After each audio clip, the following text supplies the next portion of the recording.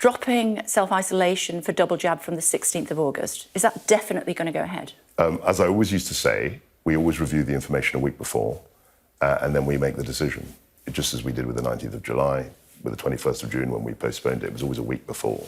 And I think a week before the 16th of August, we will be able to make a decision on as to whether the restrictions will be lifted.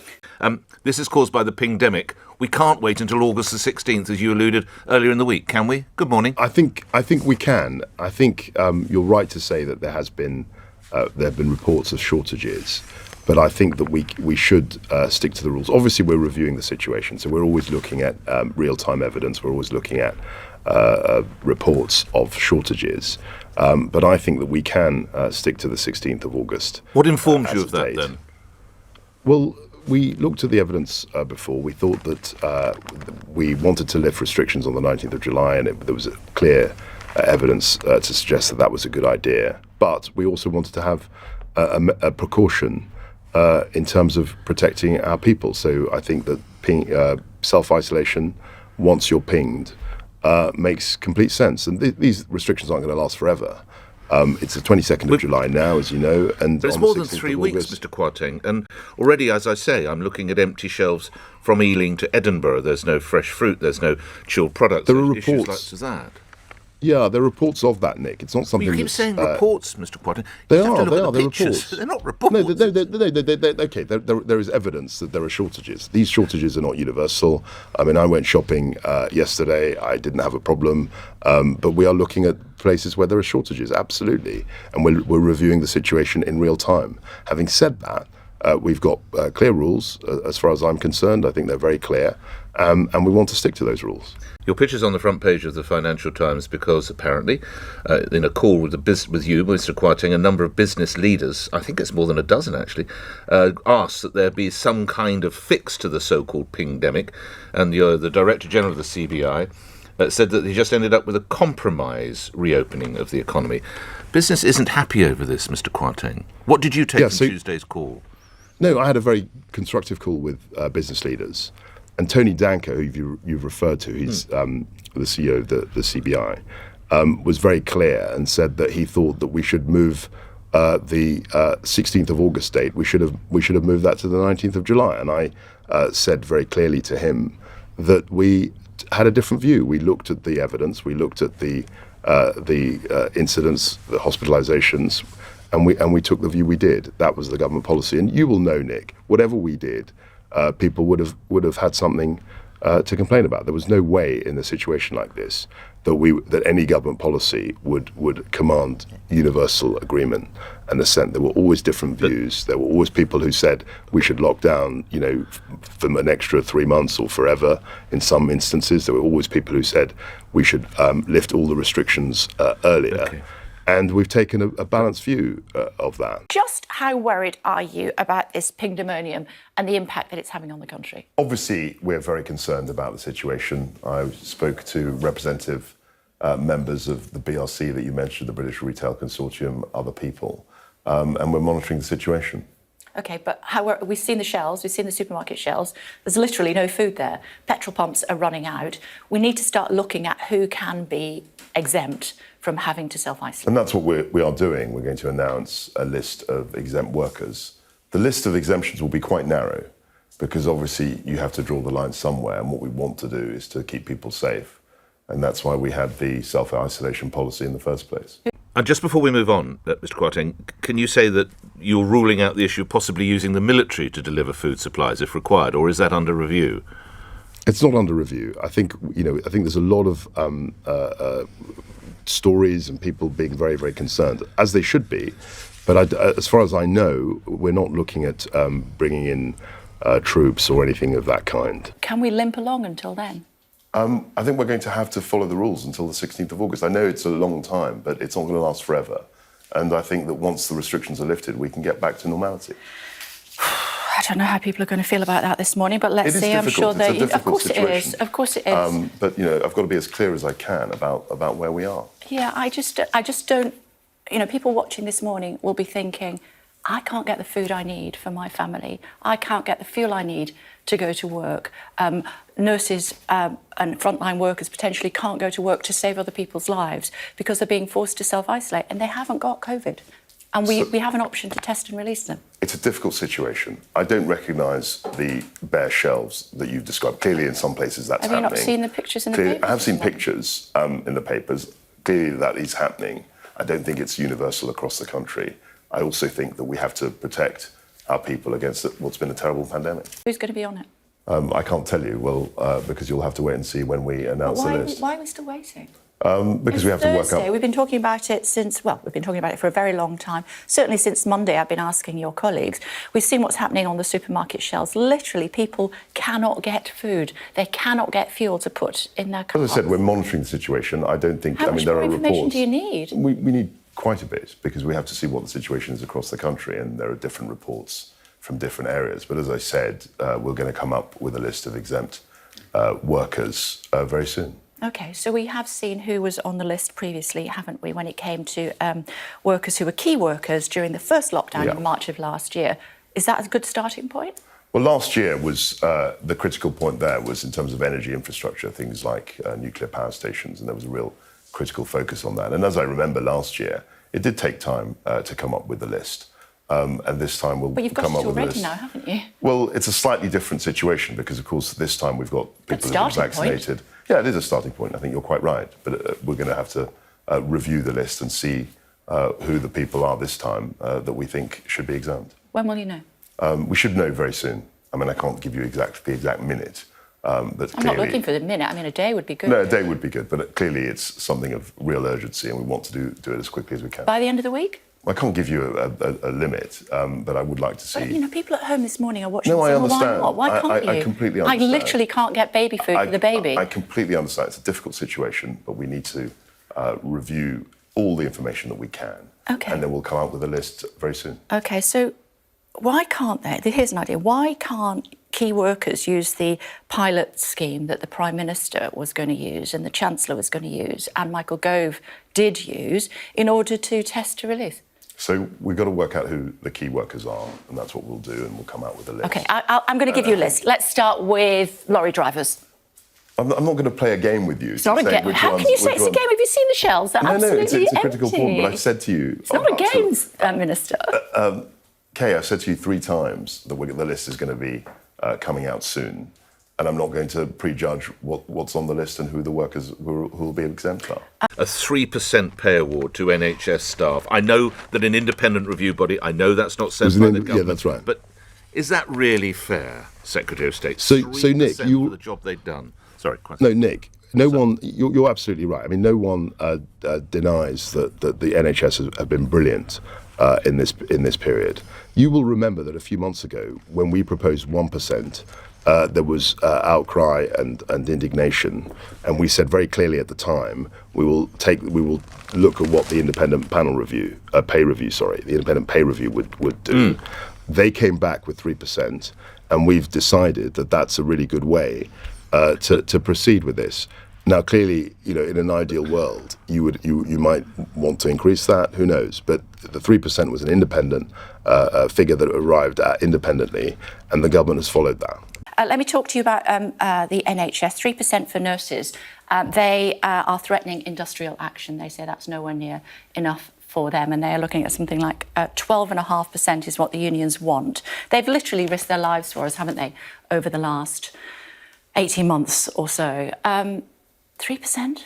So when this came up a few months ago, the proposal was a freeze.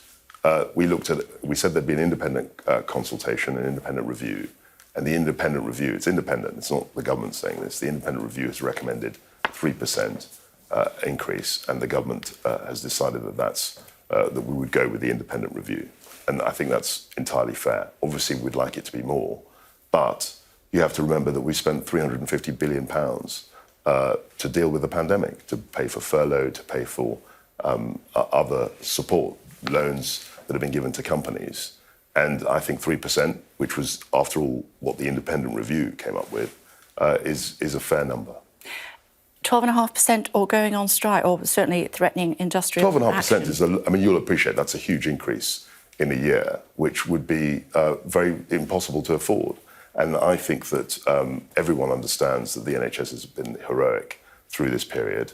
The independent review said 3%, and we've agreed with that. Is that a way to reward people, though, who have literally risked their lives, many having lost their lives on the front line, when potentially that is going to be a below inflation rise? I don't think it is necessarily going to be below inflation rise. We don't know what the inflation figure will be. But as you will remember, when this came up a few months ago, there was outcry about the fact that it was going to be held flat, or it was a 1% rise, actually. We went to an independent panel review. They came up with the number 3%, which is more than was suggested at the beginning. And we've decided that makes a lot of sense and that we should stick to that. Yeah, Matt Hancock said that you didn't have any more money, so where's it coming from? Matt Hancock said, yes, at the time, he said there was no money. The independent panel has said 3%, and we've decided that we can afford that. How are you going to pay for it?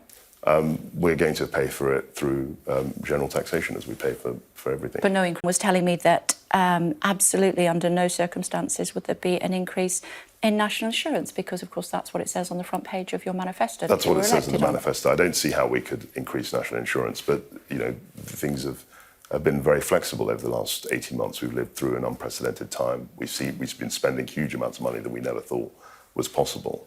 And it's up to the Chancellor and the Treasury and the wider government to decide a budget. But the budget isn't due for a few months now. I wonder how you're going to pay for social care.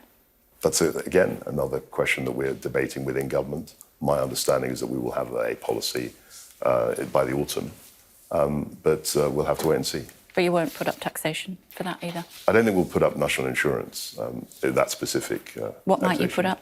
I don't know. I mean, it's a part of a general debate that we have within the government about how we can balance all these priorities. And, these are difficult questions, as you know, and many viewers will appreciate that. In their own household spending, you've got to make difficult decisions. When you're thinking about a government, you're thinking about billions of pounds and millions Absolutely. of people.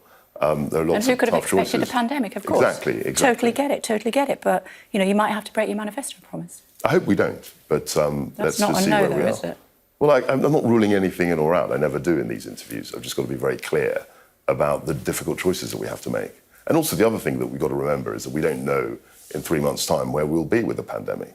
We don't know what the state of the finances will be. We don't know what the state of the economy will be. So it doesn't make any sense to rule that many things in or out at this stage. The British government wants to renegotiate the deal with the EU, is my understanding. Your party won an election on the strength of the deal going ahead. The government signed the deal. Shouldn't we just honour it now?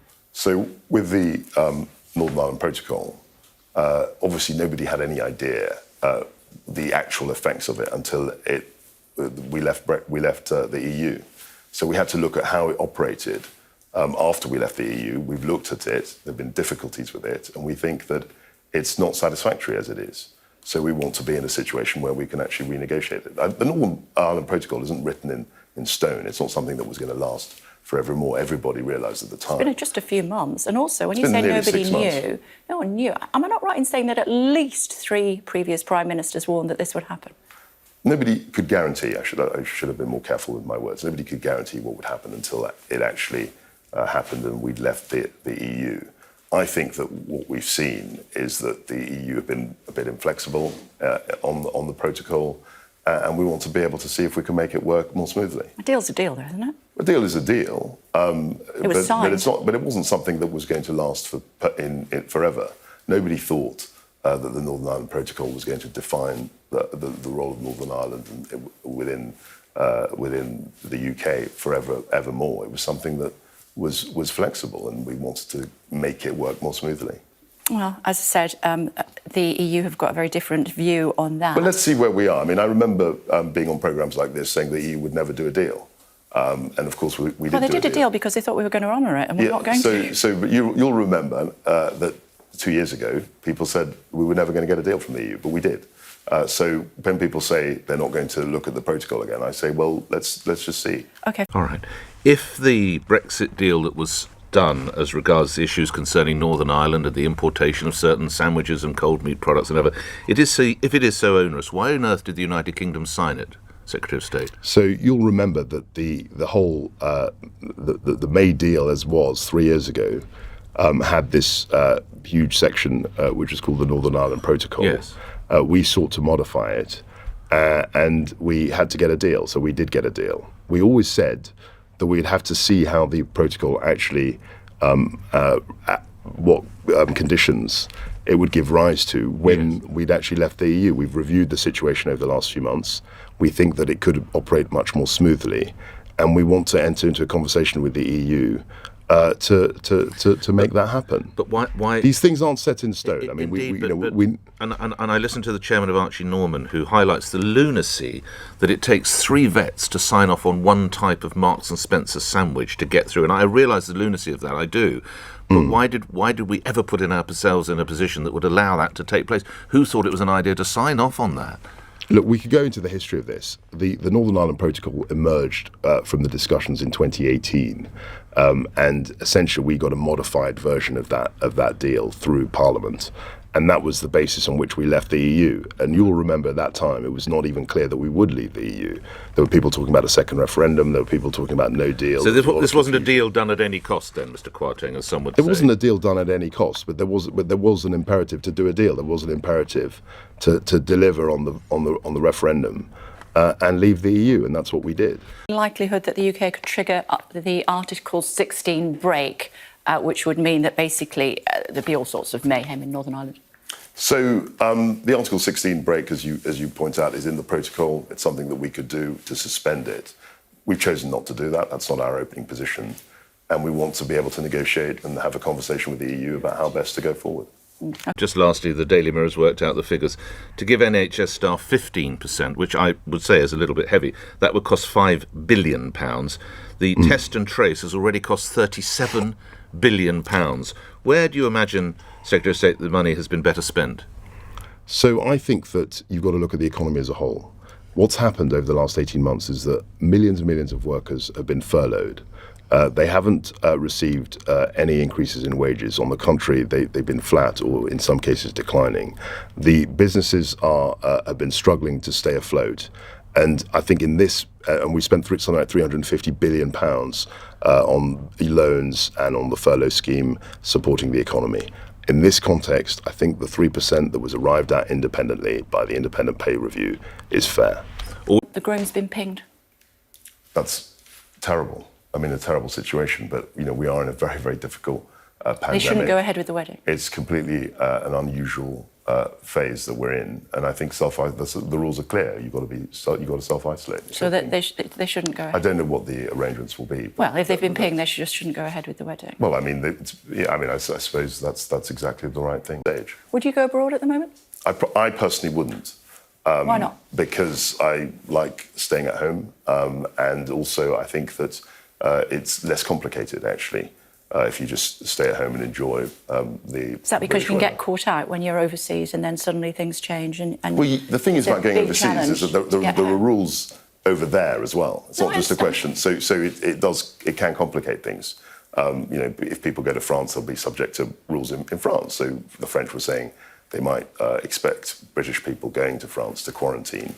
And those rules change. So for this year, this summer, I've made the decision to stay at home. Yeah, I mean, on a personal level, my flights for my holiday have been changed yet again. It's the 4th time for the holiday over the last 18 months that they've been changed. And I'm mentioning that because I'm sure a lot of my viewers are in a similar position. So you're saying probably, on balance, it's best to limp through to the end of the year and then see where we are next year. That's my personal choice. I'm not here to tell people how to live their lives in respect of...